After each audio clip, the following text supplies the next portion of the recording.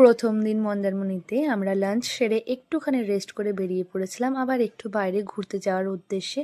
আর এখানে আমরা ইয়াসুর জন্য ওয়েট করছিলাম, যেহেতু সে পাপিগুলোকে দেখে একদমই আসতে চাইছিল না। তার সাথে সাথেই আমি আমার ফ্রেন্ডদের সাথে আপনাদের পরিচয় করে দিয়েছিলাম। এটা হচ্ছে পিহুদি, সাথে পূজা, ওর মুড অফ যেহেতু পার্স হারিয়েছে। আর এটা হচ্ছে শিবাংশ, আর সাথে ছিল আমাদের আরও অনেক ক্লোজ ওয়ান্সরা।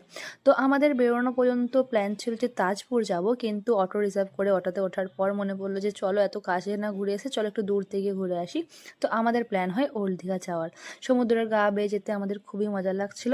আর এই যে আমার মিস্টার পুকি হাজবেন্ড, কিছুক্ষণ আগে যে ফ্লাওয়ারটা আমি পরেছিলাম সেটা আমি তাকে পরিয়ে দিয়েছিলাম। হাসাহাসি করতে করতে দিব্যি আমরা চলে এসেছিলাম ওল্ড দীঘাতে। আগেও বহুবার ওল্ড দীঘা এসছি, কিন্তু জানি না কেন আজকে একটু বেশিই ভিড় ছিল ওল্ড দীঘাতে।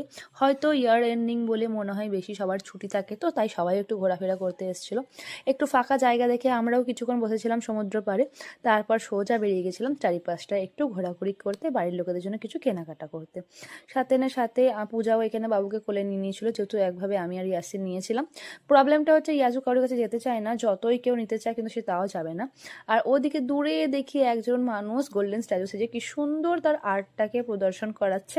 তারপর আমরা এদিকে নিয়ে নিয়েছিলাম দই ফুচকা চাট, সাথে ছিল ঘুগনি। আর এখানে ইয়াজুর আঙ্কেল এখানে ইয়াজুকে একটা স্কুইশি এনে দেয়। এরপর রিসর্টে গিয়ে তো আসল খেলা শুরু হয়। তো